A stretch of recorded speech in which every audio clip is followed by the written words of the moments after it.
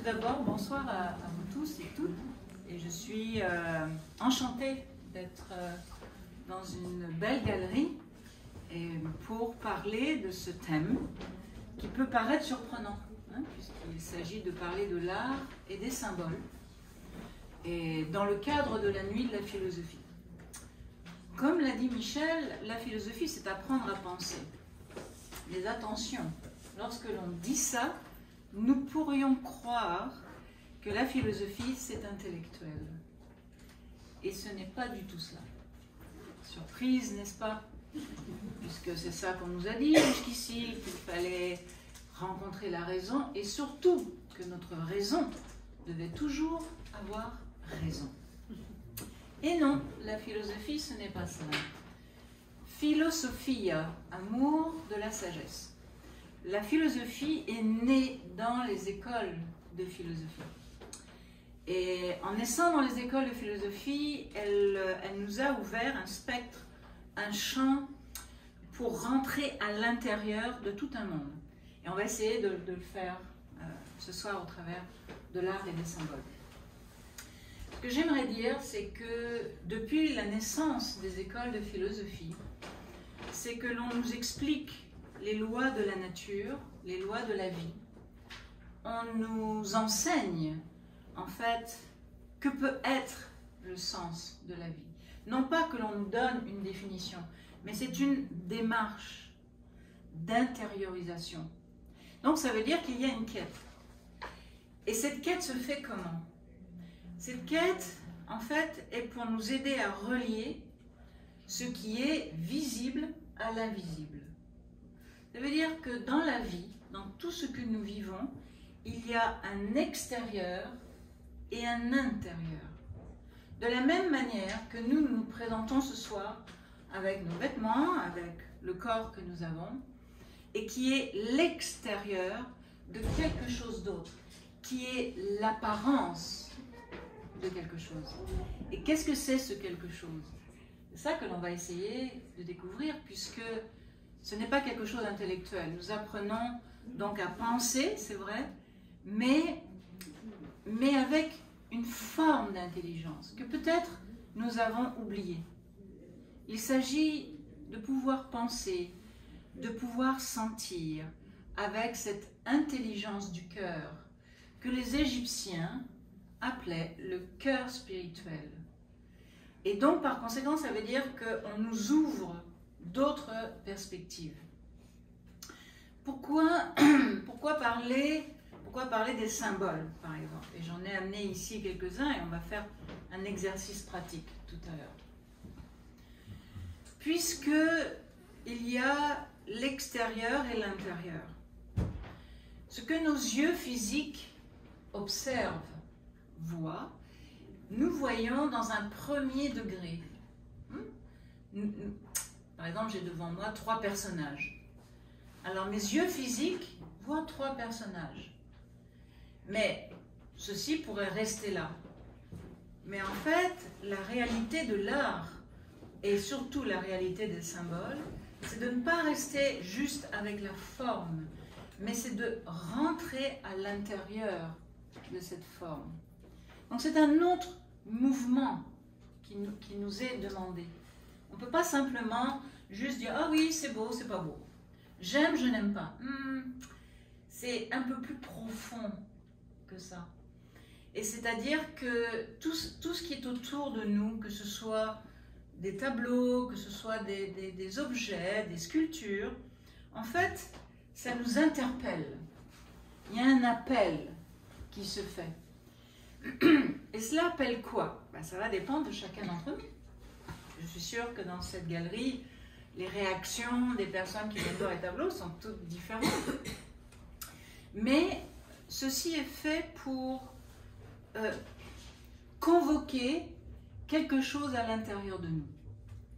Et donc je ne peux plus utiliser en fait ce que j'utilise habituellement et ce que l'on appelle la raison.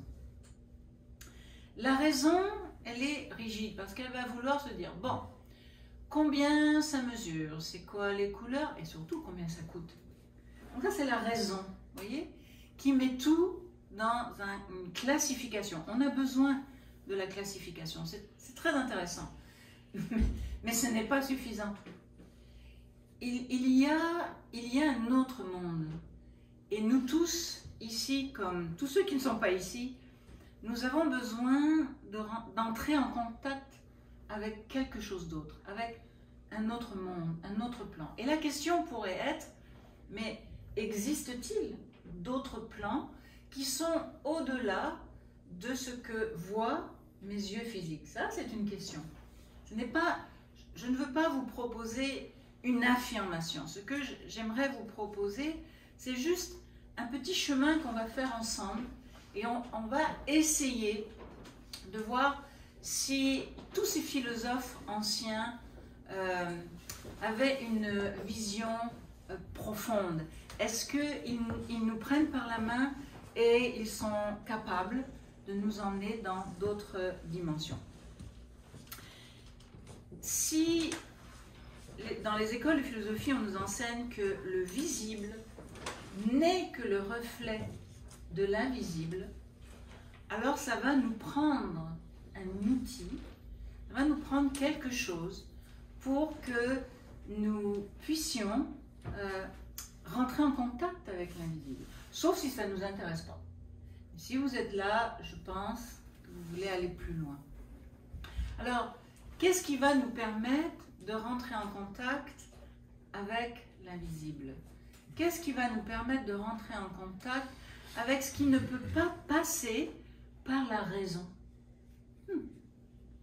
C'est un autre langage. Parce que si, par exemple, nous parlons de danse, la danse est le langage du corps. Mais maintenant, si nous parlons des émotions, quel pourrait être le langage des émotions? La peinture? La poésie? Le théâtre? C'est un autre langage qui n'est pas celui de la danse. Mais maintenant, si nous montons un peu l'escalier, y a-t-il un langage pour l'intelligence qui fait des liens? Y a-t-il un langage pour rencontrer l'âme? Quel peut-il être? Est-ce l'art? Certainement. Est-ce que toute forme d'art peut nous permettre de rencontrer l'âme? Pas toujours. Pas toujours. Et c'est très important de comprendre ça, et c'est pour cela que nous avons besoin de quelques clés. Alors, le sujet de ce soir, ce sont les symboles. Un symbole, qu'est-ce que c'est? Est-ce que nous parlons des signes conventionnels? Est-ce que nous parlons des signes que l'on rencontre sur la route? Non, ces signes-là conventionnels ne sont pas des symboles tels qu'on l'entend. Ce sont simplement des conventions pour éviter de tourner là où il ne faut pas tourner. Ça fonctionne avec la raison, pas avec l'âme. Normalement, quand nous voyons un signe arrêt ou une lumière, l'âme ne vibre pas. Normalement. Oh mon Dieu, comme c'est beau. Non. Non, normalement, ce n'est pas ça. Mais nous sommes obligés d'avoir ce côté rationnel. Mais tous, nous rêvons d'autre chose. Nous rêvons de raisonner, de vibrer, en fait. Nous avons tous besoin de sentir dans d'autres plans. Et le symbole a cette mission-là. Le symbole est une forme, en général, étonnante. Ça, c'est le contenant. Ça, c'est sa forme. Il doit nous surprendre. Après, il aura ses couleurs, ses rythmes, comme dans une peinture. Des rythmes dans une peinture. Mais ce qui nous intéresse là, c'est... Donc, il y a la forme qui déjà nous interpelle, et puis, il y a le message. Donc, le symbole est un réceptacle, ou je pourrais dire un véhicule, si vous voulez, et c'est un véhicule qui transporte un message. Ce message nous communique quelque chose et nous devons le découvrir. Donc il y a un mystère. Il y a un mystère. Et si on fait référence, par exemple, à Platon, donc c'est un philosophe, même s'il date de 2500 ans, il est encore proche de nous parce qu'il est connu, et qui nous explique qu'il y a un monde des archétypes. Les archétypes, qu'est-ce que c'est? Les archétypes, ça me dit quelque chose. Ce terme veut nous dire, il y a dans la vie, dans le cosmos, dans le monde que nous vivons, il n'y a pas que ce que nous voyons, mais il y a énormément d'idées qui sont présentes. Ces idées ont toujours été et seront toujours. Et on les appelle les premiers modèles ou tout ce qui est à l'origine de ce que nous sommes en train de vivre. Archétype, archéos, typos. Tout ce qui est harmonie première. Alors ça peut nous surprendre, mais comment est-ce possible? On pourrait se poser la question aussi avec la musique. Comment est-ce possible de faire autant de variétés de musique avec 7 notes seulement? Comment est-ce possible de faire autant de nuances de couleurs avec 7 couleurs seulement? Comment est-ce possible? Comment est-ce possible que cette couleur que l'on mélange, ça devient le blanc? Comment est-ce possible? Donc sont les mystères de la vie, et il y a une partie en nous qui cherche cela. Pas toujours, parce qu'on est toujours... parfois on est occupé avec le travail, avec les factures, avec le quotidien. Mais on oublie trop souvent la partie qui rêve en nous, la partie qui a soif de quelque chose d'autre. Et les symboles sont là pour ça, juste pour réveiller un aspect de nous-mêmes. Et donc Platon nous parle de cela, nous parle de ces archétypes, c'est-à-dire il y a un monde d'archétypes. Et c'est très important de comprendre au travers de Platon que les symboles vont être les moyens de connecter en fait la partie visible à la partie invisible, la partie archétypale avec la matière. Et bien sûr que, et on n'aurait pas le temps ce soir, mais on pourrait parler de l'artiste aussi, qui est un pont. Mais ça, c'est toute une autre histoire, très intéressante aussi, mais ça veut dire avoir la capacité de capter, en fait. Capter. Et nous aussi, peut-être que nous pouvons capter. Alors, si vous voulez bien, on va faire quelques petits exercices pour comprendre un peu mieux le sens des symboles et qu'est-ce qu'ils évoquent en nous. Alors, c'est volontaire. Alors, je vais passer, puisque quand même on est sur la longueur, qu'est-ce que ceci évoque? Vous voulez le prendre et vous pouvez passer derrière. Qu'est-ce que ceci évoque? Un exercice volontaire. Qu'est-ce que cela évoque?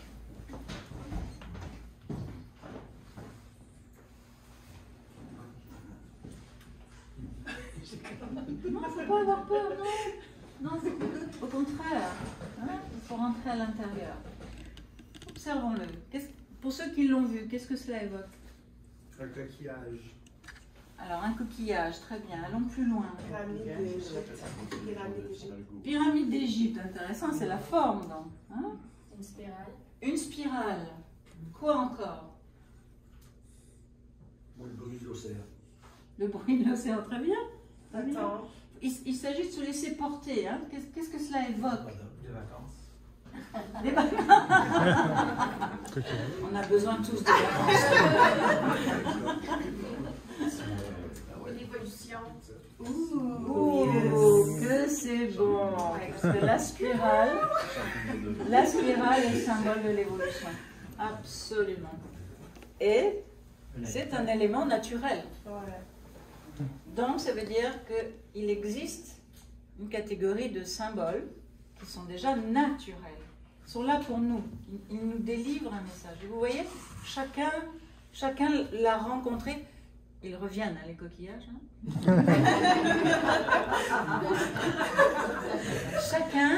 chacun a pu voir en fonction de comment il résonne, qu'est-ce qui vibre en lui. Alors maintenant, on va prendre un autre exemple. Je suis sûre que tout le monde connaît. Est-ce que vous savez comment ça s'appelle? C'est pas Kabbalah ou la femme Madonna, quelque chose comme ça, avec le bracelet. Je saisis très bien. Alors ça, c'est un symbole réalisé. Est-ce que vous connaissez la civilisation, au moins? L'Égypte. Bien. Qu'est-ce que vous voyez? C'est pas le symbole de la justice? C'est une clé. Une femme. Oublie ce que tu as entendu. Ne t'inquiète pas. Laisse-toi porter. Alors si tu veux, connecte. Reçois. Le mystère de l'aventure. Un mystère de l'aventure. Et l'aventure. Et l'aventure. Waouh! Pour moi, ça signifie la porte du mystère. Waouh! Une immobilité. Immobilité. Au-delà. Au-delà. L'immortalité. Mystérieux, hein? L'immortalité, la transition, l'élévation de la conscience. Bon, là, il parle, là. Et vous, là? Laissez-vous porter. Laissez-vous porter. Bon, maintenant, si je porte comme ça.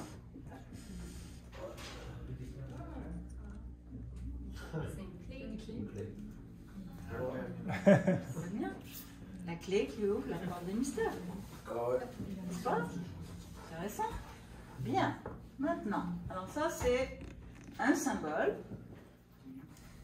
très ancien, égyptien, réalisé, graphiquement si vous voulez. Hein, ça, c'est la verticalité de la conscience.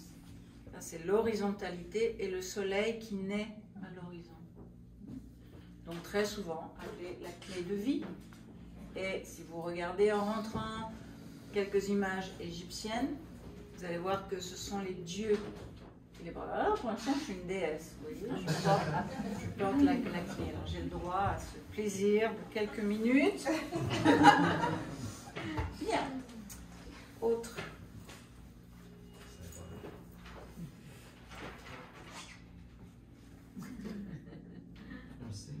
Qu'est-ce que vous voyez? Un canard. Ah ben là, mais je suis bonne alors. Hein. Je suis très bonne. Mais c'est pas ça que je veux faire. Une protection. Ah, intéressant. La connaissance. La Ok. connaissance. Une capsule. Bon, mais eux là, ne laissez pas faire. Oui, vous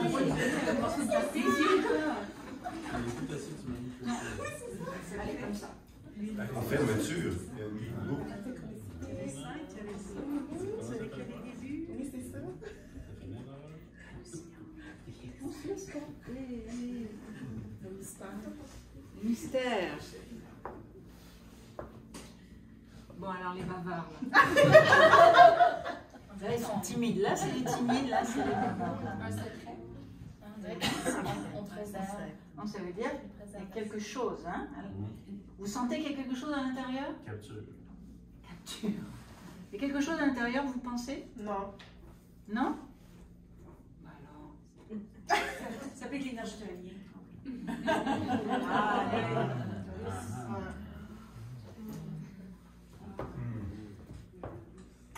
les mains.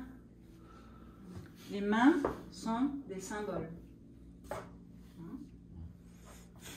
Mains ensemble. Union. Mais aussi, on peut avoir cette forme-là. Un creux de main. Alors, qu'est-ce que ça évoque? Recevoir. Recevoir. Donner. Donner. Ben, c'est-à-dire, là, c'est Ça- un peu ça difficile dépend de des- donner comme ça. Non, ça dépend des cultures, ça dépend des styles. Oui. Il faut toujours aller C'est au-delà. sûr, c'est sûr, c'est sûr. Mais là, ça veut dire que l'autre doit venir prendre. Exact. Voilà, Exact. c'est pas le même mouvement, mais c'est vrai. Ouais. C'est pas le même mouvement. Ouais. On dirait une plante, comme si on tenait une vie. Donc on porte quelque chose. Supporter. Hmm? Supporter. Oui, tout à fait, tout à fait. Et maintenant, ça. Qu'est-ce que ça évoque? La révolte. Manifestation. Manifestation. Fermeture. Pour l'honneur. La force. Un point, c'est tout. Hein? Oui. Ça manifeste la paix. Non, la force. La force. Ça manifeste bien pour moi. Le courage. Le courage. Si je fais ça, c'est le courage. Courage de votre commande. Absolument. Et ça? La paix. L'ouverture. Moi, je vais aller plus loin, les 5 éléments de la terre. Ça, c'est moi. Mais moi, je vais inspirer. Toi, t'es une mystique. Toi. Ouais. C'est pour ça que t'es là. Fait? Autre chose? Arrête. Ah, Stop. Avec d'énergie, un mur, quelque chose qui sépare. L'ouverture. Il y a de la place, là, ouais. Ouais. Les limites, peut-être délimiter. Je dirais l'accomplissement. Ouais. Est-ce que une main a une énergie? Absolument. Donc, transmission? Vous savez comment les Amérindiens se saluaient?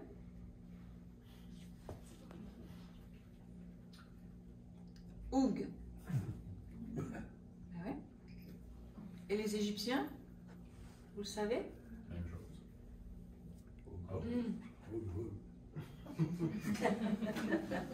Et les Romains? Allez. Avec. Et voilà. C'est-à-dire que la main émet. C'est un grand symbole de l'être humain, qui est celui d'apporter, de donner, de protéger aussi. Donc tout ça c'est très important puisque selon les mouvements que nous faisons, nous savons si la personne s'avance pour se défendre, pour se battre, ou au contraire pour protéger. C'est très important d'observer et de se défaire de cette rationalité ambiante qui nous enlève cette forme d'émotion, mais pas la petite émotion. Il y a l'émotion plus élevée. Il y a l'émotion esthétique, et l'art est pour ça. Il y a l'émotion éthique aussi. Et il y a l'émotion juste, c'est-à-dire celle qui vient apporter. Celle qui vient apporter la paix, notamment. Et n'avons-nous pas besoin de paix aujourd'hui? Ouais. Surtout la paix intérieure.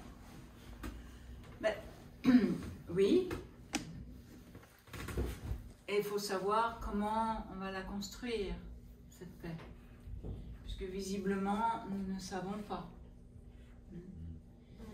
Et que rien ne peut se faire à l'extérieur de nous. Rien ne peut se construire à l'intérieur de nous si nous-mêmes, nous n'avons pas rencontré le chemin qui mène à cette réunion, à cette rencontre.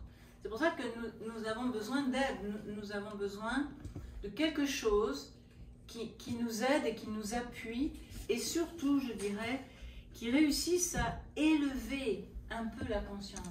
Parce que là, ce qu'on essaye de faire ce soir, c'est de sortir de la journée que nous venons d'avoir et de rentrer dans un autre plan. De rentrer en contact avec des plans auxquels nous ne sommes pas habitués, de rentrer en contact. C'est-à-dire que nous sommes toujours un peu dans le mode rationnel Et nous oublions que tout ce qui est autour de nous, en fait, ne fonctionne pas comme ça. Le langage pour arriver à nous-mêmes, c'est-à-dire à l'âme, est le langage symbolique. Nous ne pouvons pas utiliser le même langage, comme je l'ai expliqué tout à l'heure avec le langage des signes conventionnels, ou s'il y a des signes, par exemple, quand on va à l'épicerie, il y a un langage conventionnel. Mais on ne peut pas être ému devant un langage conventionnel. C'est un langage de rationalisation. Nous avons besoin de rencontrer quelque chose qui est à l'intérieur de nous, mais nous avons besoin d'utiliser un autre langage. Et c'est le langage symbolique. Le langage symbolique, comme je l'expliquais tout à l'heure, le symbole, c'est une forme, et son âme, c'est le message qu'il véhicule. Alors au départ, le message, on ne le capte pas tout de suite, parce que nous ne sommes pas habitués. Nous sommes habitués soit à réagir, ou tout simplement on voit l'aspect physique de l'objet. Mais nous ne sommes pas, on n'est pas complètement prêt. Le symbole, de par sa forme, ou même ce symbole-là, où on a vu l'évolution, c'est quand même intéressant. Parce que si je ne vois pas l'évolution, c'est-à-dire que je considérerais qu'il n'y a pas d'évolution alors chez l'être humain. Pas d'évolution chez l'être humain. C'est sûr qu'aujourd'hui on a du mal à l'envisager, mais oublions. Nous sommes ailleurs, nous sommes dans une autre dimension, et on essaye d'être avec un monde qui est celui peut-être que l'on peut un peu mieux imaginer. Alors, si nous parlons d'une forme, quel est le message? Alors tout à l'heure, on l'a saisi, le message.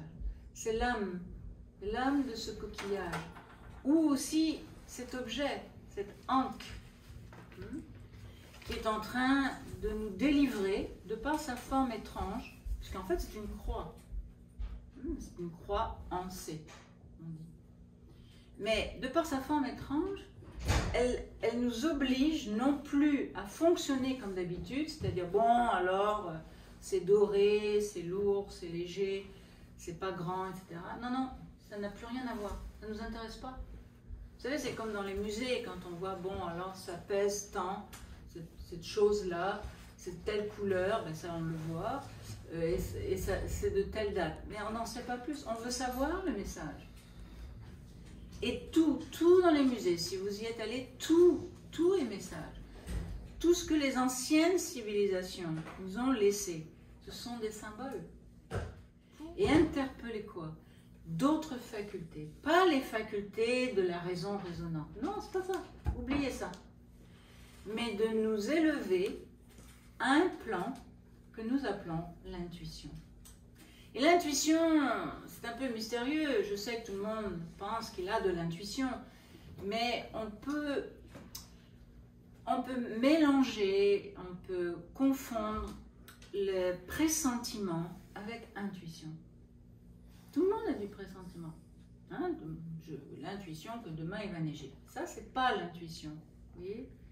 L'intuition, c'est d'amener, c'est-à-dire c'est faire en sorte que la conscience puisse être au centre de nous-mêmes et commence à s'élever un petit peu. S'élever vers quoi? Ben, s'élever vers un monde qui n'est pas celui dans lequel nous évoluons. C'est un autre plan. Peut-être on pourrait se poser la question, mais existe-t-il d'autres plans? C'est à chacun, c'est pas à moi de vous convaincre, mais c'est à chacun d'y réfléchir. C'est à chacun de se dire, mais est-ce possible? Est-ce possible de rentrer en contact avec quelque chose d'autre qui va me communiquer une idée, et cette idée, je peux la reproduire. Le sculpteur, le peintre, le musicien aussi. Vous savez que Beethoven entendait la musique, et pourtant il était sourd. Mais avant de la composer, il l'entendait. C'est merveilleux. Ça veut dire qu'au-delà de tout ce que nous voyons, il y a d'autres dimensions, qui sont les dimensions invisibles, qui sont les dimensions qui nous font vibrer, et le symbole est ce réceptacle, ce véhicule qui est en train de nous mettre en contact et de nous apporter un message qui est un message du monde des idées ou du monde des idéaux. Tout le monde a un idéal. Tout le monde peut rentrer en contact avec cet idéal. Tout le monde peut rentrer en contact avec les idées. Tout le monde a des rêves. Je ne parle pas des rêves pendant la nuit. Je parle d'un rêve. Un rêve de notre vie. Qui n'est pas le rêve d'acheter la dernière voiture qui vient de sortir. Non, c'est pas ça. Un rêve qui nous fait vibrer intérieurement. Tous nous avons cela.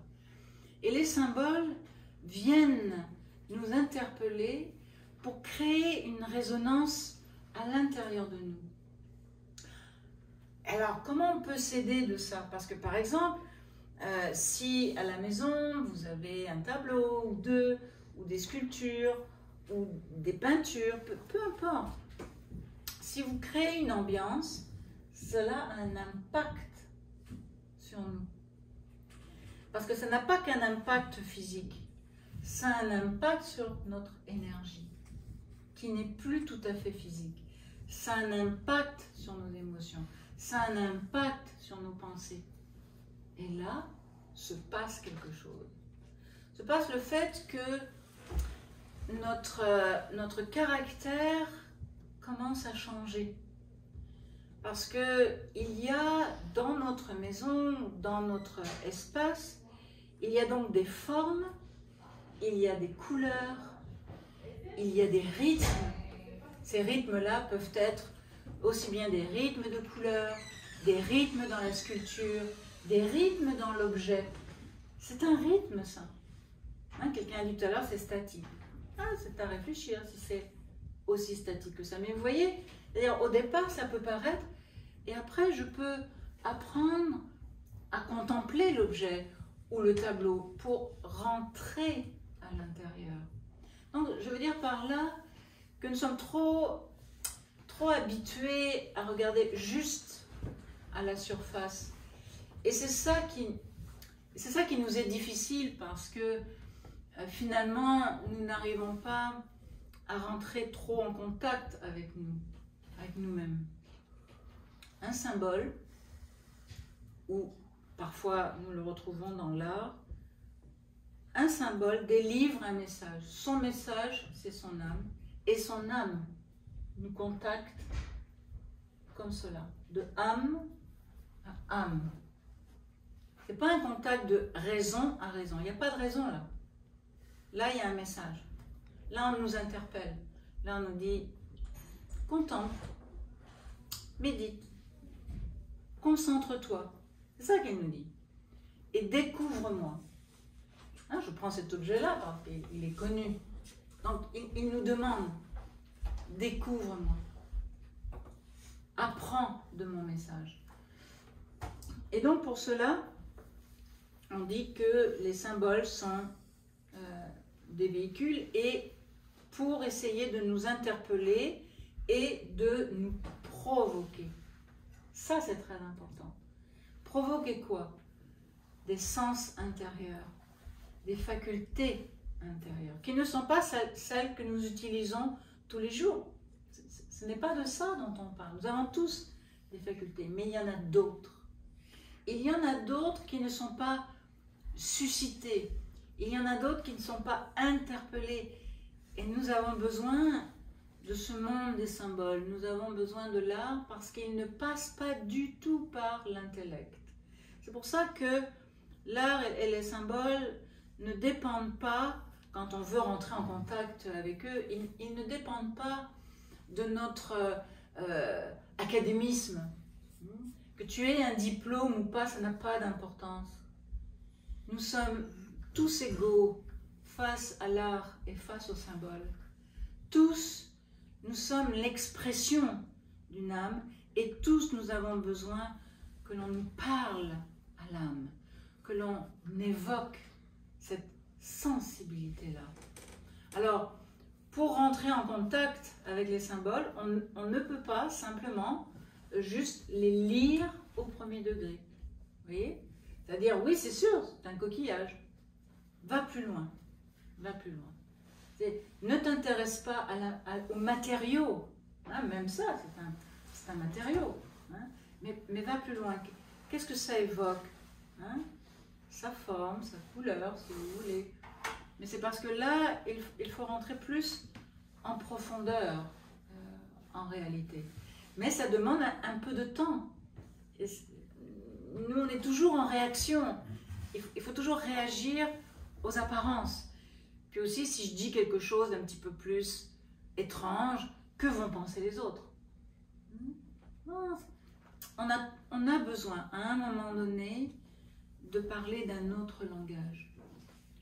Et la raison ne peut pas être suffisante pour nous. Et on a besoin d'entendre le langage du cœur, le langage de l'âme. Et c'est pas le même avec nos mots. Nos mots sont en train de l'imiter. Le langage symbolique est un langage qui arrive directement à notre cœur, directement à notre conscience. Et là, cela évoque une image. Et cette image, elle est complète. Plus tard, je pourrais expliquer c'est quoi l'image que j'ai vue. Mais c'est pas ça le plus important. Le plus important, c'est de réussir à capter. Et c'est là où on dit « Ah, je vois ». On ne dit même pas « je comprends », je vois. Je vois parce que je suis en train de saisir quelque chose de complet. Et c'est non seulement quelque chose de complet, mais c'est aussi quelque chose qui me parle dans ma vie au quotidien. C'est-à-dire, c'est quelque chose qui m'explique qu'il y a une force à l'intérieur de moi qui peut dépasser toutes les épreuves que l'on peut vivre. Mais quand on est dans l'épreuve, on pense qu'on ne la passera pas. Vous voyez? Mais là, on perçoit la force. Hein? On perçoit cette possibilité de dépasser cela. On a tous besoin de cela sans passer par une conférence académique. Et j'espère que vous ne la prenez pas comme une conférence académique, ce que je suis en train de dire. Mais il nous faut réutiliser un langage qui ne soit pas simplement un langage compliqué, mais un langage épuré, un langage simple, un langage qui fait vibrer quelques cordes de notre âme, à défaut de faire vibrer toute notre âme. Mais au moins quelques cordes. Vous voyez? Et donc pour ça, nous avons besoin de ce langage symbolique. Et l'art, en fait, devient un conducteur de conscience. Parce que c'est comme un chemin qui peut s'établir. Parce que si je suis seulement occupée à mes affaires du quotidien, c'est la conscience très banale en fait. C'est la conscience qui doit payer ses factures et qui doit faire ses choses. Mais sortons de cela un petit peu. Mais pour sortir de cela, il ne faut pas être diverti ni dispersé. Vous voyez, ça se met en opposition et en porte-à-faux avec toutes les distractions qu'on est en train de nous vendre aujourd'hui. Parce que bon, ce soir, vous pourriez être dans un bar avec une bonne bière et puis tous on peut rire. On peut le faire.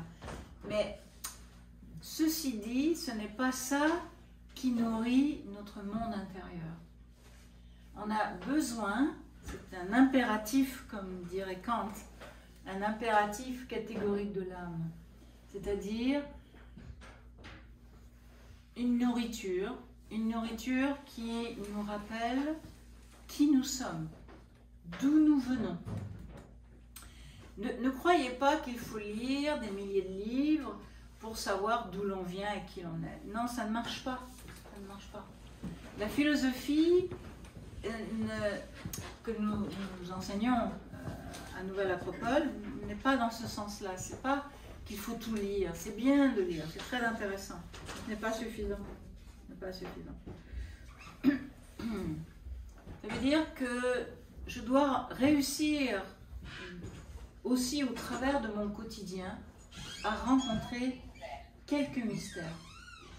C'est-à-dire que si mon quotidien il est plat et j'attends le vendredi soir pour que ce soit l'explosion et que le dimanche soir c'est le blues du dimanche soir parce que je reprends à travailler, alors ma vie est triste, vous voyez. Je peux insérer de l'âme dans mon quotidien. Je peux faire quelque chose avec de l'âme. Et ça devient, tout ce que je fais devient un symbole, vous voyez. C'est-à-dire que si je mets de l'âme dans ce que je fais, alors à ce moment-là, je suis en train de transformer mon quotidien en une nouvelle aventure. C'est-à-dire que tout ce que je vais faire, je lui donne une caractéristique qui est beaucoup plus symbolique que tout ce que l'on peut imaginer. Parce que plutôt que de se dire « je suis pris dans ma routine », je peux transformer ma routine en quelque chose de magnifique. Je peux faire de ma vie un art. Et ça s'appelle l'art de vivre. Qui n'est pas simplement le protocole à table, etc. C'est très sympathique, mais c'est pas ça. Mais l'art de vivre, c'est comment déjà vivre à la maison, comment se relier à nos objets, à notre espace, comment se relier au temps et surtout comment se relier aux autres. Puisque regardez, quand nous entrons, lorsque nous sortons d'un espace, comment le faisons-nous? Est-ce que nous pensons à l'espace dans lequel nous sommes et qu'est-ce que nous allons emprunter comme chemin et qui allons-nous rencontrer sur notre chemin? Nous aussi, nous sommes des symboles. La manière dont on se présente, la manière dont on regarde, la manière dont on sourit, la manière dont on dit bonjour, tout ça c'est symbolique. Parce que le fait est, comme nous sommes, porte, il exprime quelque chose. Parce que nous sommes des êtres humains, nous avons besoin de voir l'expression. Nous avons besoin d'être en contact du visible, mais invisible, ce visible, cette matière-là, ce comportement, cette attitude, doit pouvoir être l'expression de quelque chose de grand, de beau. Et tous, nous l'avons. Mais tous, nous avons une tendance à oublier, parce que nous sommes distraits. Nous sommes un peu déconcentrés avec tout ce qui se passe autour de nous. Et ce moyen-là est très important de comprendre que nous aussi, nous pouvons avoir des gestes symboliques. Nous aussi, nous pouvons réaliser quelque chose de beau. C'est pas parce que notre monde n'est pas... il est loin d'être un monde de paix. Ce n'est pas parce que notre monde est un monde d'exploitation. Ce n'est pas parce qu'il y a des horreurs partout que nous ne pouvons pas faire quelque chose. Nous pouvons être des symboles d'offrande. Et l'offrande peut se faire de différentes manières. Nous aussi, nous pouvons porter un peu de paix, un peu de lumière. Et tout ça parce qu'on commence à vibrer avec cela. Il nous faut un temps. Il nous faut un temps de silence. Il nous faut un temps de concentration pour que nous puissions revenir à l'intérieur de nous-mêmes. Donc c'est l'équivalent de inspirer. Quand on inspire, on revient au centre. Quand on expire, on manifeste. Donc si nous sommes en relation avec ce rythme, parce que c'est le rythme de la vie, alors ça veut dire que nous devons apprendre dans notre existence à la fois revenir au centre, être intériorisé, donc être en contact avec qui nous sommes véritablement. Puis ensuite de retourner dans l'expression pour réussir à exprimer un peu mieux ce que l'on ressent. Et d'éviter d'avoir peur d'exprimer ce qui est à l'intérieur de nous. Les artistes n'ont pas peur, vous avez vu? Eux, ils voient, ils entendent, ils sentent, ils captent, il l'exprime. Mais nous aussi, on peut être des artistes dans notre vie en exprimant le meilleur de nous. Et ça, c'est la voie de la philosophie, voyez-vous? Ça n'a rien à voir avec quelque chose d'intellectuel, de faire des devoirs philosophiques ou d'écrire. Non, oubliez tout ça. La philosophie est un état d'esprit. La philosophie est une respiration de l'âme. Et aujourd'hui, plus que jamais, je crois que nous avons besoin d'un peu d'oxygène dans ce monde qui nous asphyxie. Je crois aussi que nous avons besoin d'un peu de sagesse, que tous ces symboles renferment et qui nous rappellent que nous aussi, à l'intérieur de nous-mêmes, il y a quelque chose de beau. Il y a des souvenirs. Si l'on fait l'exercice, par exemple, avec l'Égypte, avec des enfants entre 8 et 12 ans, ils vont vous dire des choses assez incroyables sur l'Égypte. Après, ils oublient. Bon, c'est dommage. Mais entre 8 et 12 ans, je peux vous assurer qu'ils ont une mémoire fameuse de ce que cela évoque pour eux. Donc, ça veut dire que lorsque nous arrivons au monde, nous n'arrivons pas comme des coquilles vides. Nous arrivons avec quelque chose, avec des souvenirs. Et c'est pour cela que l'art et les symboles évoquent ça. Ils nous rappellent à nous-mêmes. Nous ne sommes pas des êtres insipides, comme on essaye de nous faire croire, et que nous sommes tout juste bons pour consommer. Non, non, non, il y a autre chose. Mais c'est sûr que en disant cela, je suis en train de parler de quelque chose d'autre. Je suis en train de parler d'une voie spirituelle alors. C'est-à-dire que nous parlons de l'humain, de l'âme et de l'esprit. Mais aujourd'hui, parler de spiritualité, soit ça doit être très confortable et très rassurant, ou ça peut être compris comme très dangereux, parce que si nous contactons ce qui est quelque chose qui est profond en nous, ceci à l'intérieur nous rend meilleurs, c'est-à-dire nous rend plus dignes, plus vertical. Ah oui, moi aussi je peux faire quelque chose. Moi aussi j'ai un pouvoir sur ma vie. Parce que si je commence à réfléchir, mais pas à vouloir avoir raison, mais tout simplement à réfléchir, c'est-à-dire à entrer à l'intérieur de toutes les connaissances du monde, de la vie. Il suffit de se promener. Même dans la rue, si nous observons bien, nous pouvons apprendre beaucoup de choses. Mais nous ne savons pas toujours quoi faire avec ce que nous apprenons. Ça, c'est autre chose. Ça veut dire que nous avons besoin d'un canal. Alors, comme ceci. Ça, c'est un canal, un symbole, et le canal, le véhicule, un message. Et ce message, il m'arrive direct. Il ne passe pas par la tête. Il ne passe pas par la raison. Alors c'est un petit peu, je dirais, ça que l'on essaye de proposer au travers de la philosophie à Nouvelle Acropole, c'est-à-dire de retrouver le chemin de l'intuition, de retrouver le chemin intérieur qui doit réussir à être dépouillé de tous les artifices qu'on a voulu nous apporter, et de se reconnecter au vrai. Et tous on peut le faire, je peux vous le garantir. Ce n'est pas une question de religion, de culture, de politique, non, rien de tout ça. C'est l'être humain a fondamentalement besoin de se reconnecter à lui-même. Se reconnecter à lui-même, ça veut dire rencontrer son identité vraie.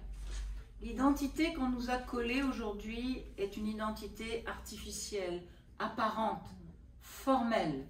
Quand on se rend compte, quelle est la première question? Qu'est-ce que tu fais dans la vie? Non, ce n'est pas ça notre identité. Notre identité, elle est à l'intérieur. Et ce qui est à l'extérieur, comme le symbole, ne fait que véhiculer ce qui est à l'intérieur. N'oublions jamais, il y a un extérieur et un intérieur. Parfois, l'extérieur est coupé de l'intérieur.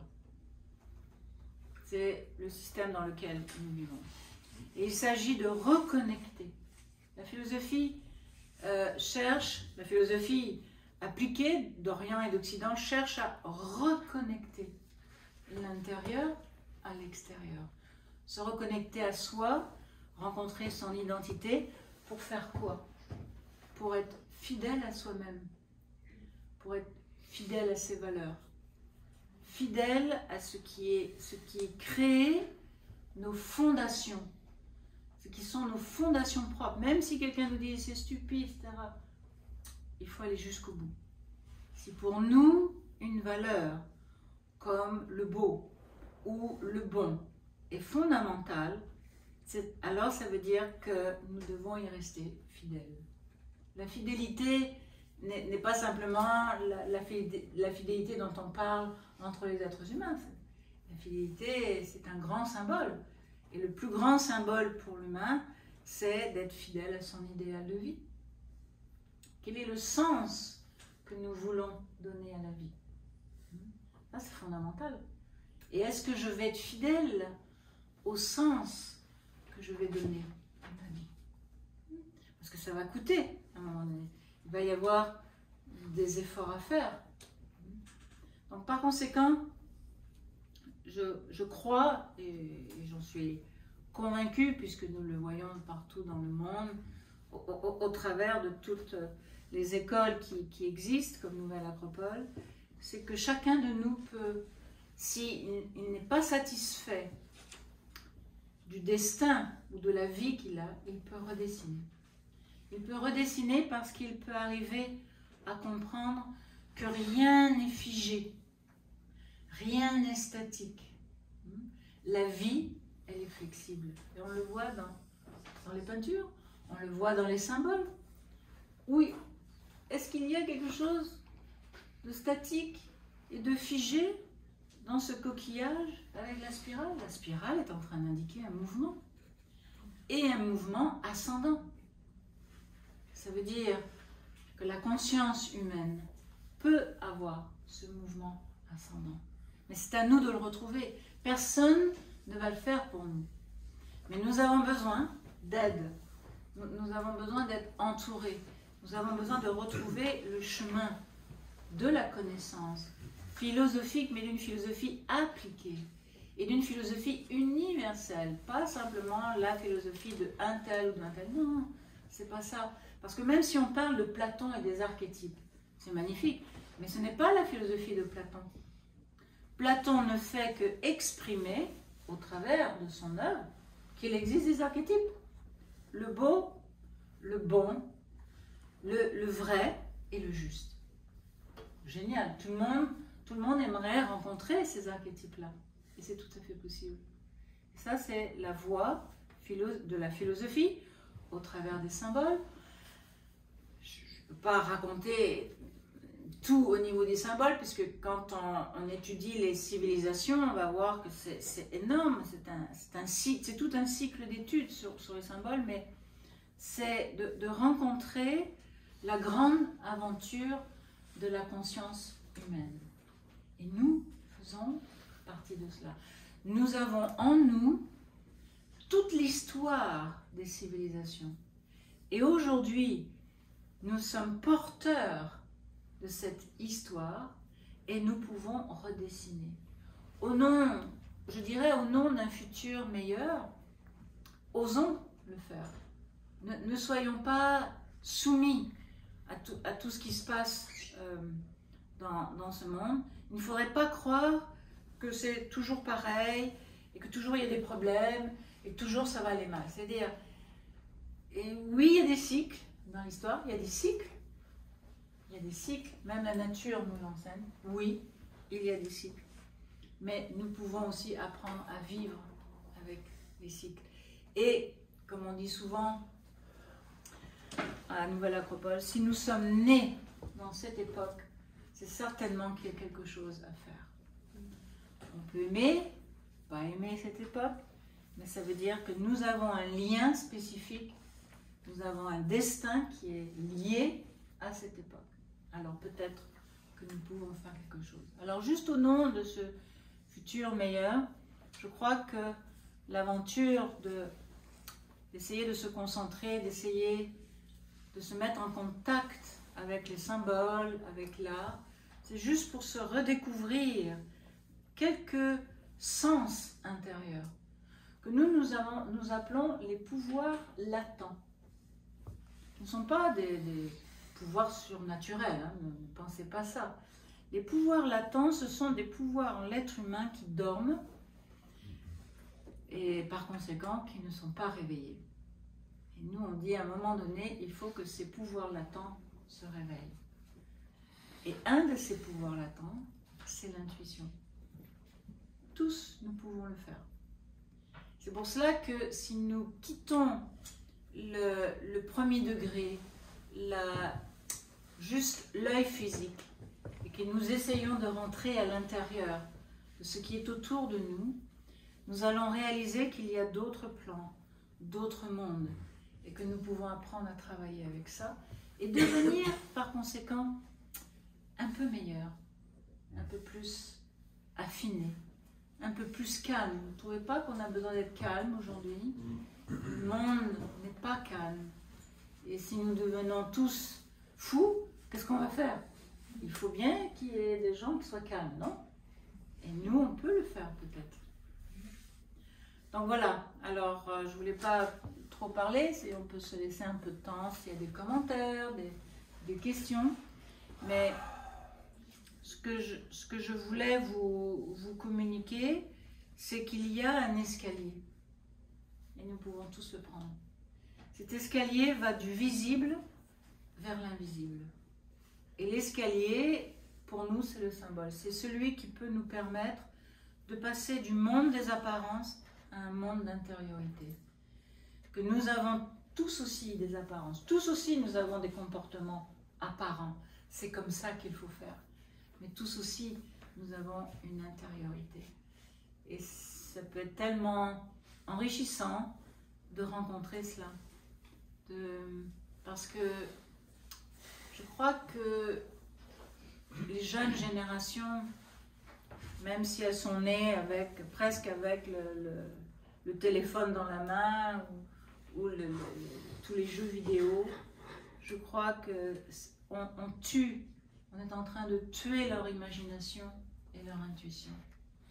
Aidons-les, aidons-nous nous-mêmes, aidons-les, parce que si on veut que ce futur soit un petit peu différent, récupérons nos sens intérieurs. Et ceci est le sens de la philosophie appliquée. Alors voilà, si vous voulez, on peut se laisser un petit peu de temps, s'il y a des commentaires, s'il y a des questions. J'aurais une question. Oui. Quels sont les noms des autres pouvoirs latents? L'intelligence, qui n'est pas la raison. La raison, c'est celle que nous utilisons tous les jours, en fait. Et l'intelligence est autre chose. L'intelligence, c'est le discernement. Par exemple, la raison, on va dire, bon, qu'est-ce que cette guerre peut me rapporter? Et l'intelligence, c'est que pouvons-nous faire pour rétablir la paix? Qu'est-ce qui est le plus important?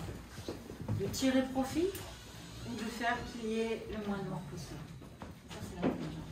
Et je crois qu'aujourd'hui, on en a besoin.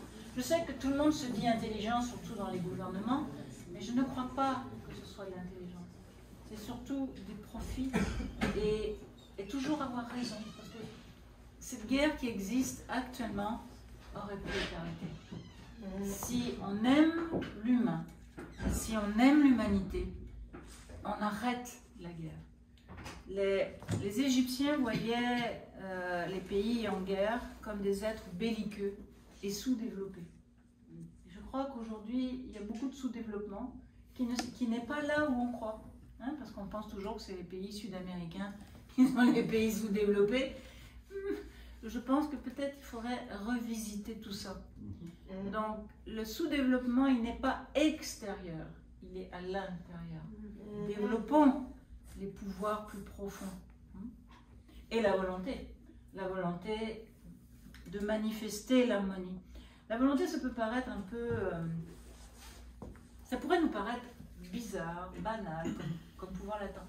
Mais si je veux faire quelque chose, je dois transpercer beaucoup d'obstacles. Et très souvent, il va y avoir beaucoup de justifications pour dire « je n'ai pas pu le faire, je vais le faire demain, et puis demain, ah ben je vais le faire demain, etc. » La volonté est le pouvoir de notre être spirituel. Donc c'est la volonté d'agir et il n'y aura aucun obstacle. Tout va s'estomper devant nous. Et c'est une grande force spirituelle. C'est un grand pouvoir que toutes les civilisations ont valorisé. Toutes, absolument toutes. Mais pour cela, ça va prendre un peu d'entraînement. Parce que ne croyez pas que c'est comme dans les films, c'est magique, 3 coups de baguette et ça y est, ça se fait. Non. Pour réveiller des pouvoirs latents, il y a un travail à faire. Il y a un travail à faire. Et il faut s'entraîner au quotidien. Alors venez vous entraîner avec nous. C'est du building, mais intérieur. Oui. Vous avez toujours espoir en l'homme, vous? Oui. Pour quelle raison? Moi, non. Pas tant que ça. Je comprends. Pas tant que ça. Parce que moi, je pense que le signe qui domine aujourd'hui, c'est le signe de pièce. Non, mais c'est ça qui domine dans le monde actuellement. Les guerres, c'est tout l'argent. Les possessions de territoire, c'est l'argent. C'est tout ça. Tout est basé sur l'argent. Oui. Il n'y a pas assez de philosophes qui se présentent en politique. Ça devrait être des politiciens, ça devrait être des philosophes, des sociologues, et non des banquiers. Tout est basé sur l'argent. C'est ça le signe. Vous parlez de signe, mais le signe de pièce. C'est ça qui domine la planète actuellement. Mais monsieur, on dirait que vous êtes le Pas si gêné Platon, que ça, moi. le Platon de notre soirée. Non, on est bord des gênés, là, on se dégêne. Quand on comprend ce qui se passe un peu mieux, là, grâce à vous. Yes, my man, yeah! Non, mais c'est ça que je comprends. Je ne sais pas si je me trompe, là, mais je ne sais pas. Intéressant, très intéressant, c'est ce que disaient tous les philosophes anciens, et on a pu l'avoir dans l'histoire, c'est que pourquoi nous ferions confiance à des personnes que nous ne connaissons pas pour diriger des peuples, et que pour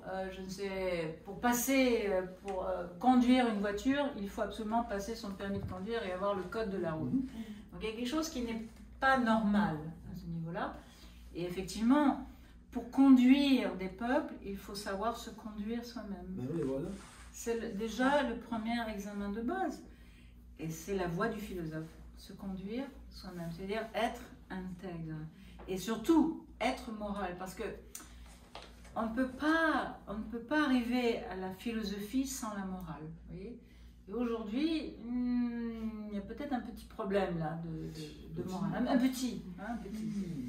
Donc déjà, ça veut dire qu'il y a un petit nettoyage à faire. Mais vous savez, si on étudie un peu l'histoire des civilisations, qui ont vécu leur cycle aussi, évidemment. Nous n'échappons pas au cycle. Les cycles font partie de la nature. Et parce que nous avons nos imperfections, alors il y a des moments où effectivement les formes doivent se déconstruire, mais pour réapparaître. Parce que, après tout, si les formes sont universelles, elles vont réapparaître. Si les idées et les idéaux sont universels, ils vont réapparaître. C'est quoi le problème? Il manque des êtres humains pour capter ces idéaux-là. Et c'est ça que nous expliquent tous les philosophes anciens. C'est-à-dire, à un moment donné, quand la civilisation meurt, évidemment, c'est toujours un peu triste. On est un peu attaché, mais en même temps, ces formes-là se défont, mais vont réapparaître les idéaux sous de nouvelles formes. Comme l'art. L'art va faire réapparaître des idées sous de nouvelles couleurs, sous de nouvelles vibrations. Et l'être humain, non, l'être humain, si on ne lui montre pas, si on ne lui explique pas, si on ne le fait pas vivre de l'intérieur, il se dessèche. Et il devient ce que nous voyons aujourd'hui. C'est une horreur. C'est une horreur. Si nous sommes en train si à l'école on s'occupe de tout, sauf de faire vibrer le cœur et l'âme de l'enfant, je suis désolée, il va grandir d'une manière sèche. et va devenir un technocrate. Et voilà le futur qui nous attend. Non. Non, parce qu'il y aura toujours des âmes qui vont refuser cela. Toujours. Mais là, nous sommes dans un cycle creux. Je reconnais, ce n'est pas simple, parce que ceux qui sont des technocrates ennuient ceux qui sont plus sensibles, mais ceux qui sont plus sensibles doivent apprendre à développer leur pouvoir latent. Le problème, c'est que les technocrates travaillent plus et plus fort que ceux qui sont sensibles.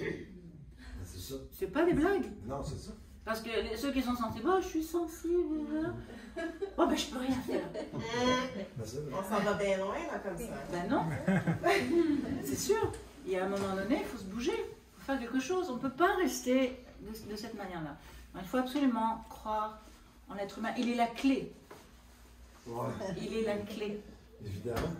Ce n'est pas l'argent qui est la clé, ni le pouvoir politique, ni quoi que ce soit. Non. C'est l'être humain. L'être humain avec son cœur, avec son intelligence et avec son intuition, et un peu de volonté. Merci.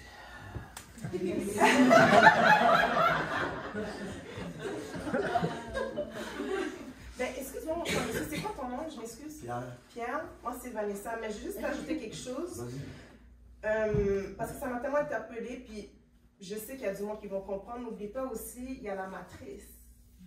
Je ne sais pas si tout le monde comprend ça. La matrice, c'est un système qui contrôle. Chez Platon, c'est la caverne. Ouais. C'est le C'est mot la moderne de matrice. la caverne. C'est quand même un système pour contrôler l'esprit de l'être humain. Ouais. Puis comme elle a dit, il faut se rebeller pour changer les choses. Si on ne fait rien, ben, ça ne changera jamais, n'est-ce pas? Mais n'oublie pas, juste la matrice. Fais Google, tu vas comprendre certaines choses. Non, c'est pas ça. Parce que même moi, il y a des choses que je ne comprenais pas, mais c'est quand tu ouvres ton esprit et tu acquiers des nouvelles connaissances, tu commences à percer certains mystères. Ben, je fais juste dire ça comme ça. Non, c'est bien. Merci. C'est correct.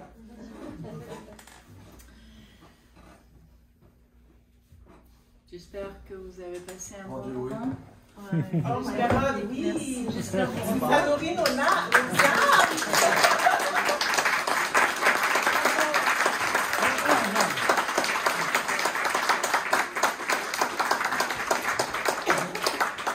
venez nous rencontrer dans notre belle école de philosophie, qui n'est pas un temple. Mais c'est une belle école pareille. Venez nous voir, ça me fera plaisir de vous rencontrer. Et puis surtout, attention, distraction, un petit peu, pas trop, toujours avec modération. Et on revient à la concentration pour essayer de rencontrer un peu d'intuition.